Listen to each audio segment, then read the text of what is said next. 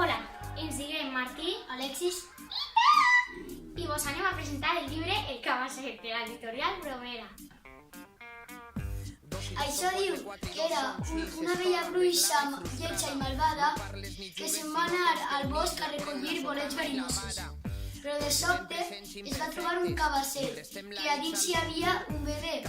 Espantada pels crits de la criatura, la bruixa se'n va anar cap a casa correbents. Però mentre es va començar a sopar, va sentir una sensació estranya, va sentir com si li apretaren el cor. Així que mentre es plovia, la bruixa se'n va anar al bosc a recollir el cabasset.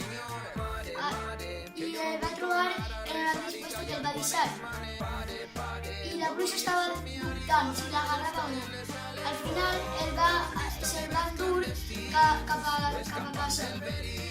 I quan va arribar a la seva casa va deixar a la criatura prop de la foguera per a que es mantinguera calent. Però al cap d'un moment el bebè va començar a cridar. La bruixa va anar i se li havia cremat la mà i el posà a la taula. Però de sobte va tocar algú a la porta i la bruixa va obrir.